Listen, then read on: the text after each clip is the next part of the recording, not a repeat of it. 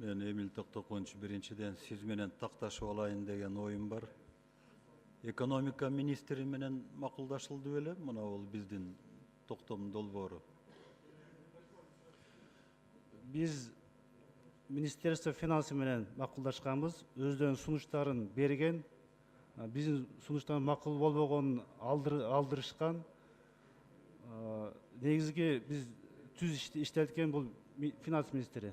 Биз макулдашылганбыз. Өзү да айтат азыр.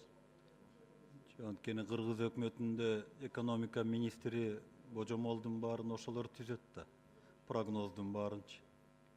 Анан ошонун негизинде анан кийин Минфин акчаны издей баштайт да. Бизге түз сунуштар келген жок, экономика министрлиги жагынан. Жок, ошону биз жакшылап кайра киргизип койсок туура болобу дейм да. Экономика министри менен дагы мындай бир такташыпчы. Анткени өкмөттүн өзүнүн программасы бар да. 22 жылга чейин дегенчи. Туура айтасыз, бул биз долбоорун азыр талкуулап атабыз. Азыр деле берсе, бүгүн деле берсе, эртең деле берсе, биз кабыл алган кошконго биз карап көрөбүз. Ошону эске алып койсоңуз. Эске алынат. Анан экинчи суроом. Мынакей токтомдун долбоорунда жазылып турат. Төмөнкүлөр боюнча чараларды көрсүн деген жеринде. Аскердик техникаларды жана куралдарды оңдоо жана модернизациялоо. Туурабы? Туура. Аскердик куралды анан техниканы биздин Кыргызстанда кандай жол менен модернизация кылат аны? Бул сунуш комитеттен келип түштү. Төрагасы Наталья Владимировна жооп берсе керек деп ойлойм. Келген сунушту биз токтомго жаздык. Бизде ошондой мүмкүнчүлүк барбы модернизация кылганга?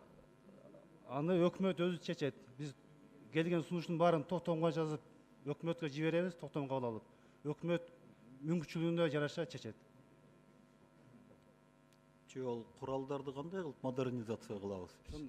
Ал уже знак качествосы менен келген да бизге Россияда. Наталья Владимировна,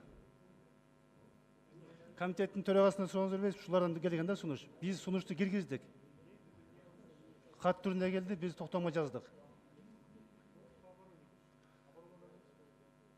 Комитет по обороне. Ушул пунктты карап койсоңуз, анткени бизде мүмкүнчүлүк барбы ал согуш куралдарын модернизация кылгангачы? Сиз туура айтасыз, сунуштардын кээ бирине мен да макул эмесмин. Жана отставкага чыккан, пенсияга чыккан аскер кызматкарлардын үй менен камсыз кылуу деп келген. Биз эми ала алган жокпуз, бул жерден чогуу талкуулайбыз. Согуш куралы деген бул өзү мисалы үчүн автомат, эң жөнөкөй. Туура, сиз менен аны кандай кылып модернизация кылабыз биз Кыргызстанда? Сиз менен макулмун. Мына ушундайларды жакшылап бир жазып койсок, тууралапчы. Ал стандарт менен келет. Туурабы? Туура, туура. Анан ошону кабыл алганда мен сунуш кылат элем. Бүгүн анда за основу кабыл алып, жанагылардын баарын оңдогондон кийин анан бир жакшылап туруп кабыл алып койсок да. А то баягы кичине мындай туура эмес болуп калышы мүмкүн да. Рахмат.